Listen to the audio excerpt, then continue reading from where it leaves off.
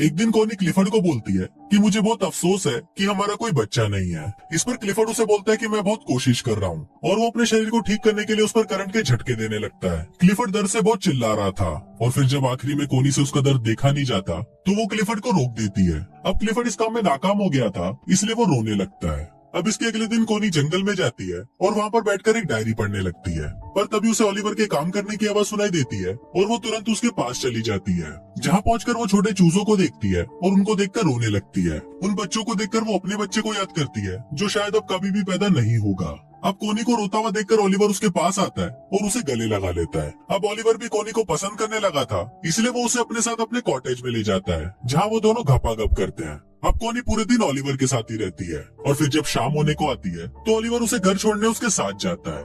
जाने से पहले कोनी ओलिवर से पूछती है कि तुमने जो किया है क्या तुम्हें इसका कोई पछतावा है, जिस पर ओलिवर उसे बोलता है कि नहीं, मैं तुमसे प्यार करने लगा हूँ और अब तुम सिर्फ मेरी हो।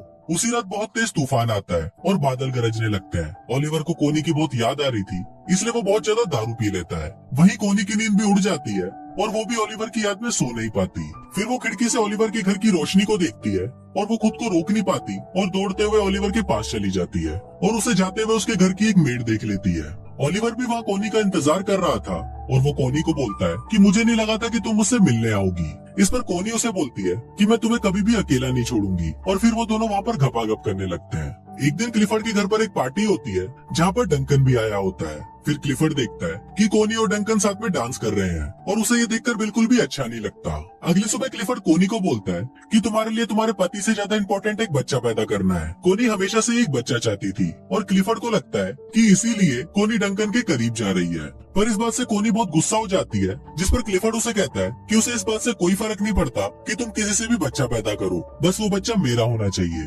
अब इस बात से गुस्सा होकर कोनी ओलिवर के पास चली जाती है और उसके साथ गपागप करती है। एक दिन कोनी को पता चलता है कि वो प्रेग्नेंट है, तो वो इस बारे में क्लिफर्ड को बताती है। क्लिफर्ड ये सुनकर बहुत खुश होता है और वो कोनी से उस आदमी का नाम पूछता है, पर कोनी उस आदमी का नाम उसे नहीं बताती। एक दिन क्लिफर्ड ओलिवर से मिलने उसके पास जाता है और वो कोनी को भी अपने साथ चलने को बोलता है। अब वो दोनों जा ही रहे होते हैं, पर तभी ओलिवर पीछे से आता है और वो कोनी को किस करने लगता है। अभी दोनों किस कर ही रहे होते हैं, पर तभी क्लिफर्ड कोनी को आवाज लगाता है। दरअसल क्लिफर्ड की गाड़ी कीचड़ में फंस गई थी। तभी वहाँ पर ओलिवर आता है और वो उसकी गाड़ी को धक्का लगाने लगता है, पर इसी दौरान वो जोर जोर से खांसने लगता है। दरअसल ओलिवर जब खदान में काम करता था तो उसके लंग्स खराब हो गए थे। अब फाइनली ओलिवर उसकी गाड़ी को कीचड़ से निकाल देता है और खांसता हुआ वहाँ से चला जाता है। थोड़ी देर बाद कोनी ओलिवर के पास आती है तो ओलिवर उसे गुस्से में बताता है कि उसने 12 सालों तक उनकी खदानों में काम किया और अपने लंग्स खराब किए, और इसके बाद उसे जंग के लिए फ्रांस भेज दिया गया। वो बोलता है कि मेरी लाइफ तुम लोगों जैसी नहीं है, इसलिए तुम अपने पति के पास चली जाओ। अब एक दिन कोनी की मेड मिस बोल्टन ओलिवर के कॉटेज में आती है, जहाँ उसे कोनी की डायरी मिलती है, और उस डायरी को देखकर उसे समझ आ जाता है कि कोनी के पेट में जो बच्चा है वो ओलिवर का है। एक दिन क्लिफर्ड आने वाले बच्चे की खुशी में अपने घर पर एक पार्टी रखता है, पर तभी वहाँ पर मिस बोल्टन आती है और वो क्लिफर्ड को बता देती है कि कोनी के पेट में जो बच्चा है वो ओलिवर का है। फिर जब कोनी क्लिफर्ड से मिलती है तो क्लिफर्ड उससे बहुत नाराज हो जाता है। इसके बाद कोनी मिस बोल्टन के पास जाती है और उससे पूछती है कि तुम्हें ये बात किसने बताई, पर इस पर मिस बोल्टन उसे कुछ नहीं बताती। अब कोनी को लगता है कि शायद मिस बोल्टन को ओलिवर ने बताया होगा, पर मिस बोल्टन उसे बोलती है कि उसने उसे कुछ नहीं बताया। अब इस पर कोनी रोने लगती है और वो उसे बोलती है कि मैं ओलिवर से बहुत प्यार करती हूँ। फिर मिस बोल्टन उसके पास आती है और उससे माफी मांगते हुए बोलती है कि जल्दी ओलिवर के पास जाओ वरना तुम्हारा पति उसे मार देगा। ये सुनकर कोनी भागते हुए ओलिवर के आउट हाउस में जाती है और देखती है कि वहाँ पर कोई नहीं था।